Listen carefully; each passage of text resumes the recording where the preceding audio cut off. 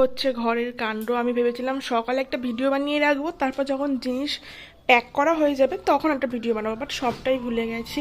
মানে গোছানোর জন্য মানে সব ভুলে গেছি। তো যাই হোক, এই হচ্ছে ঘরের পরিস্থিতি আপাতত। যতটা পেরেছে বাবা এই ঘরটা গুছিয়েছে একা একা, আর বাদ বাকিটা আমি আর আন্টি দুজনে মিলে গুছিয়েছি। এখানে কিছু কিছু জিনিস আছে যেগুলো আমরা রান্না করছি, সবাই আসবে যেহেতু খাবে। এই ঘরটা পুরো প্যাকিং হয়ে গেছে, আলমারি শোকেস সব কিছু খোলা হয়ে গেছে, জানি জিনিসপত্র বের করা হয়ে গেছে। এই হচ্ছে ঘরের পজিশন গাইস। অনেক কাজ বাকি, অনেক চাপ, সব কিছু গুছিয়ে নিই, তারপর তোমাদের সাথে দেখা হচ্ছে। ওই বাড়িতে গিয়ে আবার দেখাবো। মোটামুটি গুছানো হয়ে গেছিলো, আর বাবাই গেছিলো গাড়ি আনার জন্য, আর আমি এখানে ভাত বসিয়েছিলাম যেহেতু দাদারা আসলে সবাই আমরা এখানে খাওয়া দাওয়া করবো এই জন্য।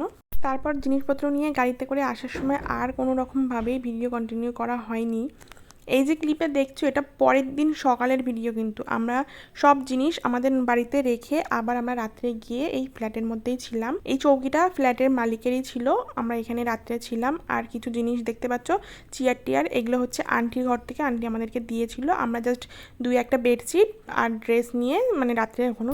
এইবার ফাইনালি এই ঘরটাকে ছেড়ে দেওয়ার সময় এসে গেছে, আর খুব মিস করবো। আর সত্যি যখন ভিডিওটা আমি মানে এডিট করছি তখনও আমার খুব খারাপ লাগছিল, যেহেতু এসে এখানে ছিলাম মানে বিয়ের পর থেকে এই ফ্ল্যাটে প্রায় আমরা 8-9 মাস মতন ছিলাম।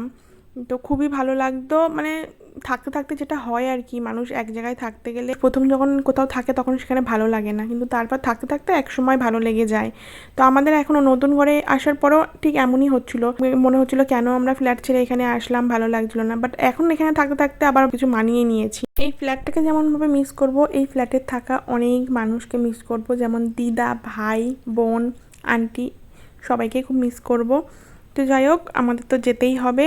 আর এই জায়গাটার মধ্যে আমার অনেক গাছ লাগানো ছিল, এগুলো আমি সব নিয়ে এসেছি, আমার বাড়িতে লাগিয়েছি।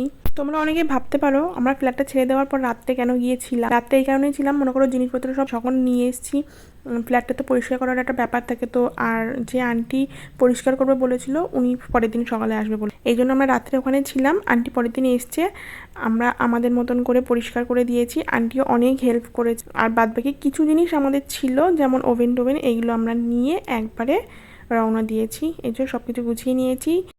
ফাইনালি চাবিটা এখন হ্যান্ড ওভার করার সময় চলে এসছে, তো এখন আমি দিদাকে চাবিটা দিয়ে দিই। চাবিটা দেওয়া হয়ে গেছে, এখন আমরা দুজন যাচ্ছি আমাদের বাড়ির দিকে। তো চলো বাড়িতে যাই, গিয়ে তারপর বাকিটা তোমাদের সাথে কন্টিনিউ করছি।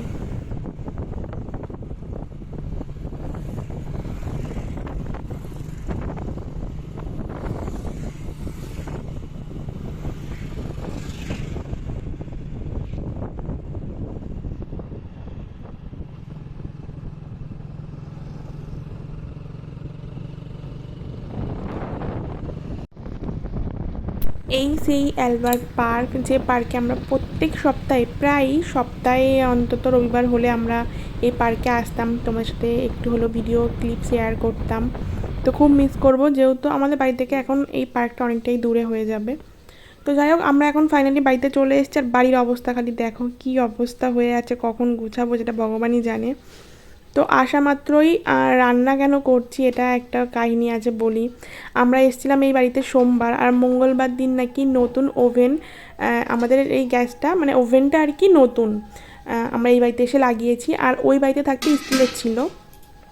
তো মামা বললো নাকি মঙ্গলবার দিন নতুন ওভেন নাকি জ্বালাতে নেই, তাই সোমবার দিন তুমি নতুন ঘরে এসছো, তুমি মাংস রান্না করো। তো ভালো কথা, মামি সব কিছু রেডি করে দিয়েছিল, মশলা কেটে থেকে শুরু করে মানে আদা রসুন পেঁয়াজ সব পেস্ট করে মশলা বেটে সব কিছু রেডি করে দিয়েছিল, জাস্ট আমি গ্যাসে আমার মানে উনুনে রান্নাটা করেছিলাম। তো নতুন বাড়িতে এসে আজকে আমি প্রথমবার মাংস রান্না করছি, এটাই তোমাদের সাথে একটু ক্লিপটা শেয়ার করলাম। মামি অনেক রকমভাবে পেঁয়াজ কেটেছিল, মোটা মোটা সরু সরু। তো এখানে আমার কথা বলতে বলতে দেখতেই পাচ্ছ পেঁয়াজটাকে আমি ভালোভাবে ভেজে নিয়েছি।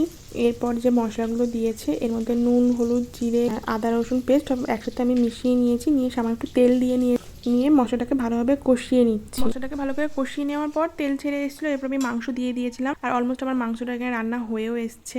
তো ভিডিওটা তোমাদের কেমন লাগলো অবশ্যই জানাতে ভুলো না। ফ্ল্যাট থেকে আমার নিজের বাড়িতে আসার জার্নিটা আমি তোমাদের সাথে শেয়ার করলাম, তোমাদের কেমন লাগলো অবশ্যই কমেন্টে জানাতে ভুলো না। দেখা হচ্ছে নতুন ভিডিওর সাথে, ততক্ষণের জন্য বাই। সবাই ভালো থেকো, সুস্থ থেকো, দেখা হচ্ছে নেক্সট ভিডিওতে।